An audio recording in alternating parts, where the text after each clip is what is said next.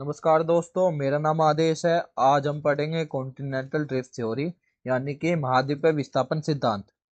अब ये महाद्वीपीय विस्थापन सिद्धांत क्या होता है? एक जर्मन साइंटिस्ट जिसका नाम था एल्फ्रेड वैगनार, उसने दावा किया 1912 में, यानी कि 1912 में उसने दावा किया कि एक समय ऐसा था जब ये सभी के सभी 7 कॉन्टिनेंट एक कॉन्टिनेंट का हिस्सा थे। ठीक है, उसको कहा गया सुपर कॉन्टिनेंट। फिर उन्होंने कहा कि ये फिर सुपर कॉन्टिनेंट धीरे धीरे मूवमेंट करता है और ये अलग अलग लैंड फॉर्म्स में परिवर्तित हो जाता है। और जो आज हम 7 कॉन्टिनेंट अलग अलग देख रहे हो, ये इसी प्रक्रिया का ही हिस्सा है। ठीक है।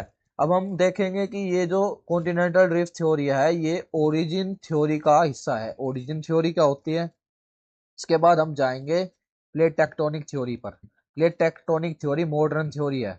ये जो मॉडर्न थ्योरी है, ये इन्हीं थ्योरी के बेस पर यानी कि इन्हीं थ्योरियों से निकल कर आई है। किन थ्योरियों से? ओरिजिन थ्योरियों से। अब देखो, ये है ओरिजिन थ्योरी। ओरिजिन थ्योरी में कौन सी थ्योरी आती है? सबसे पहले तो वही थ्योरी जिसकी हम बात कर रहे थे, एल्फ्रेड वैगनार की कॉन्टिनेंटल ड्रिफ्ट थ्योरी 1912 की। ठीक है। उसके बाद आता है ऑर्थर होम्स की मेंटल कन्वेक्शनल करंट वाली थ्योरी। फिर आता है हैरी हैस की सी फ्लोर स्प्रेडिंग थ्योरी।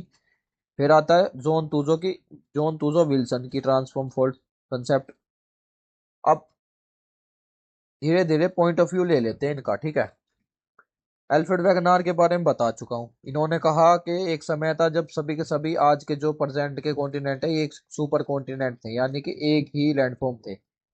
उसके बाद ऑर्थर होम्स कहता है कि कन्वेक्शनल करंट के कारण ये लैंडफॉर्म अलग होते हैं। ठीक है।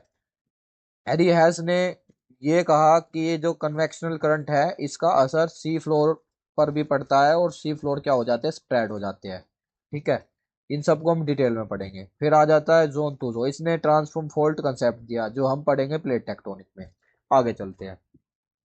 समझ गए ओरिजिन थ्योरी क्या थी? जिन थ्योरी के बेस पे हमने क्या देखा था, ये प्लेट टेक्टोनिक थ्योरी देखी थी। यानी कि प्लेट टेक्टोनिक थ्योरी जो थी, वो इन्हीं थ्योरी से निकल कर आई थी। यानी कि इन्हीं थ्योरी का कंक्लूजन था क्या? Plate tectonic theory. इसको हम नेक्स्ट वाली क्लास में पढ़ेंगे, क्योंकि इसको डिटेल में पढ़ना पड़ता है। अब हम आ जाते हैं अपने इसी टॉपिक पर। किस पर? कॉन्टिनेंटल ड्रिफ्ट थ्योरी पर, यानी कि महाद्वीपीय विस्थापन सिद्धांत।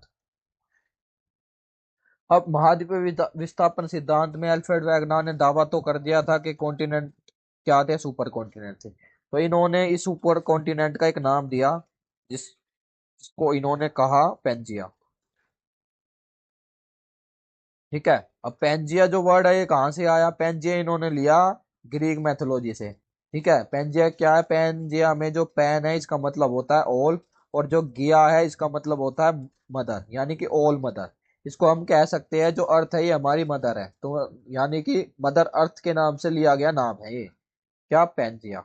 अब पेंजिया क्या था? पेंजिया ये था, देखो, यानी कि सुपर कॉन्टिनेंट।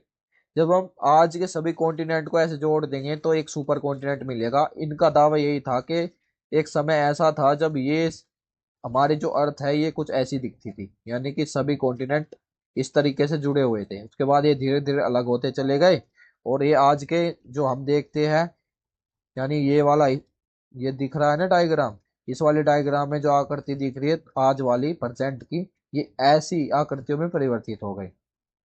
ठीक है। तो इन्होंने इस सुपर कॉन्टिनेंट का नाम दिया पेंजिया। उसके बाद जो समुंदर था, यानी कि ग्रेट ओशियन था, ये वाला जो दिख रहा है, इसको इन्होंने कहा पेंथलासा। ठीक है। उसके बाद जब ये आगे चलकर दो हिस्सों में डिवाइड हो जाता है, देखो ये पेंजिया है, ये कब है? परमियन पीरियड में। उसके बाद ट्रासिक पीरियड में ये दो पार्ट्स में डिवाइड हो जाता है। ऊपर वाले पार्ट्स को कहते हैं लोरेशिया, और नीचे वाले पार्ट को कहते हैं गोंडवाना लैंड। अब यहाँ ध्यान देने वाली बात क्या है?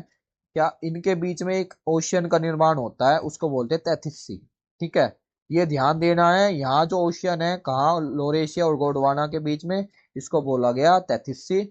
और जो यहाँ ओशियन देखा था, कहाँ? पेंजिया के सराउंडिंग जो ओशियन था, उसको कहा गया था पेंथलासा सी। ठीक है। यहाँ कंफ्यूजन बन जाता है, कभी कभार क्वेश्चन उल्टा करके पूछ लिया जाता है कि ये जो पेंजिया है, इसके अराउंड में ओशियन कौन सा है, ये पूछ, और उस फिर स्टेटमेंट में दे दिया जाएगा कि 33 है।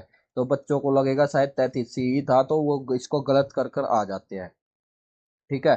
पर ये ध्यान देना, क्या तैतीसी कहाँ था? लोरेशिया और गोंडवाना के बीच में, और पैंथलासा पेंजिया के। आगे चलते हैं। पेंजिया से क्या बना? लोरेशिया गोंडवाना, यानी कि दो हिस्से हुए इसके। उसके बाद जैसे जैसे ये प्रक्रिया आगे बढ़ी तो लाखों साल बाद आज जो हम देखते हैं 7 कॉन्टिनेंट, इन 7 कॉन्टिनेंटों में परिवर्तित हो गए हमारे अर्थ के कॉन्टिनेंट। ठीक है, 7 कौन से? North America, south America, Antarctica, Africa, Europe, Asia and last हमारा ऑस्ट्रेलिया। आगे चलते हैं। उसके बाद वैज्ञानिकों ने कहा ठीक है सर, आप कहते हैं तो हम आपकी अब बात मान लेते हैं कि एक सुपर कॉन्टिनेंट था, बट इसका प्रूफ क्या है? साइंस तो बिगर प्रूफ के मानेगी नहीं, हम तो मान भी लेंगे। तो फिर एल्फ्रेड वैगनार आते हैं प्रूफ के साथ।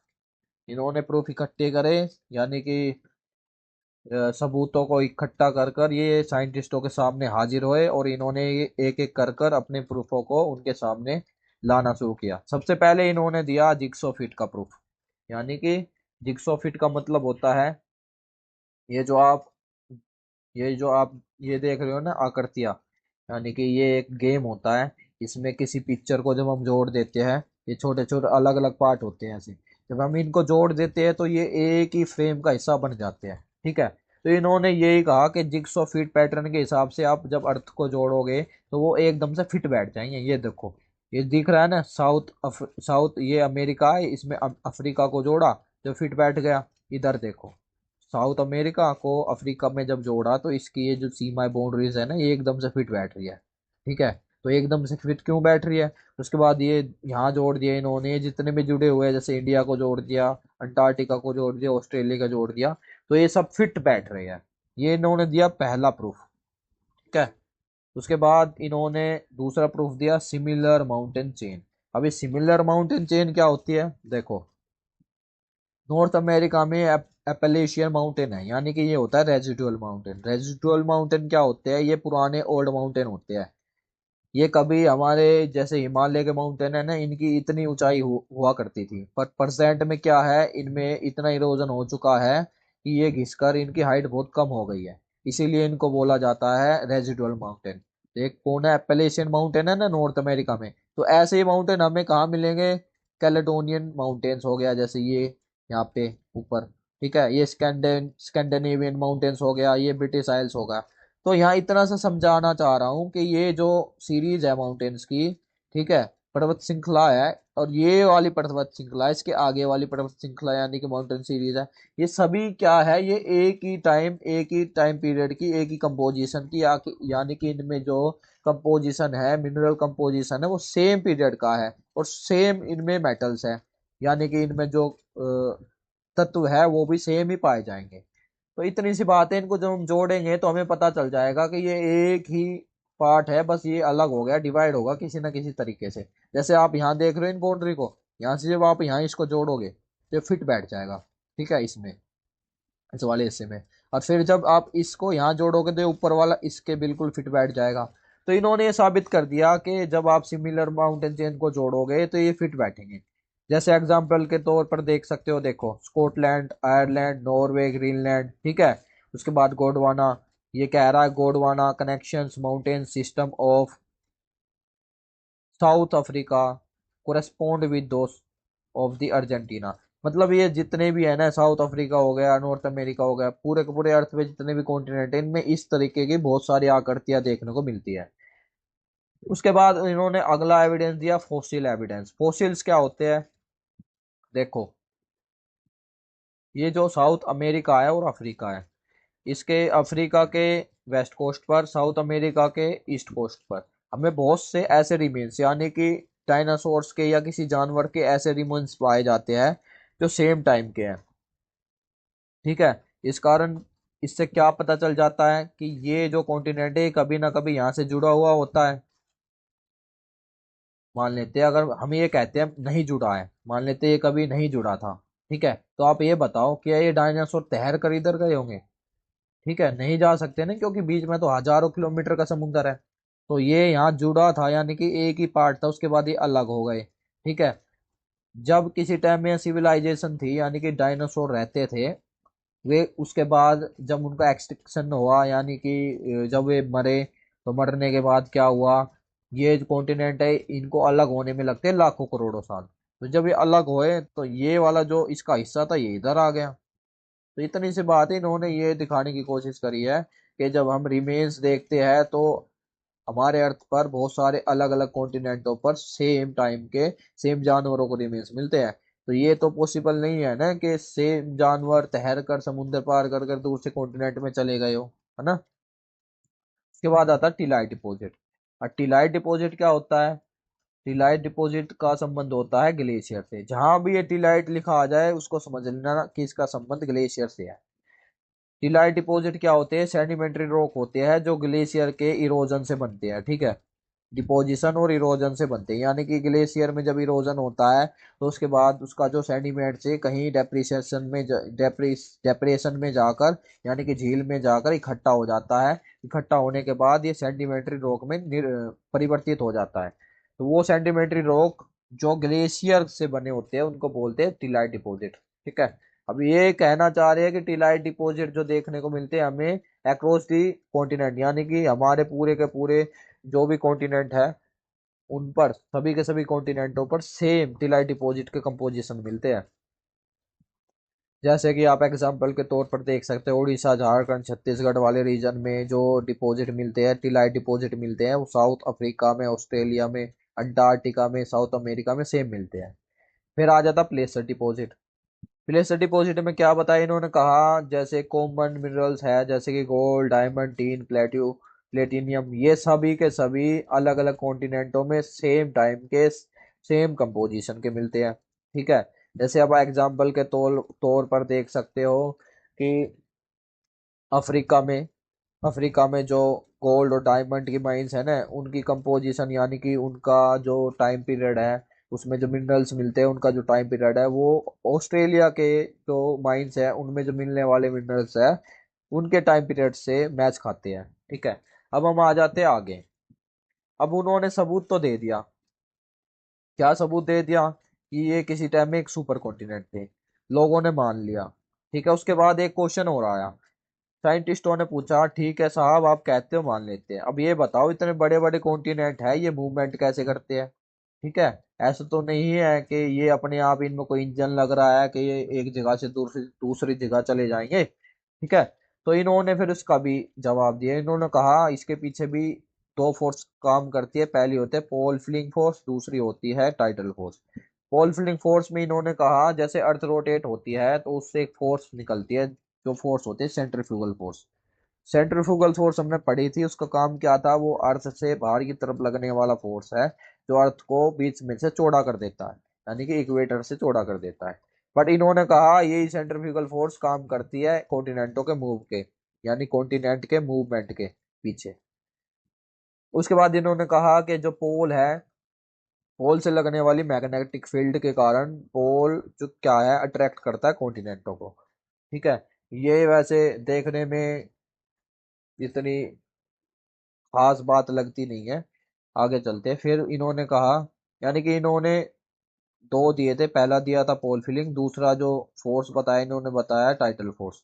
टाइटल फोर्स में क्या था? इन्होंने कहा ग्रेविटी जो है मून की और सन की, ये इंटरेक्शन करती है। इंटरेक्शन करने से क्या होता है? टाइडल जो है, यानी कि जो टाइड लहरें हैं ये मूवमेंट करती है, और लहरों के साथ मूवमेंट कौन करता है? कॉन्टिनेंट मूव करता है, ठीक है।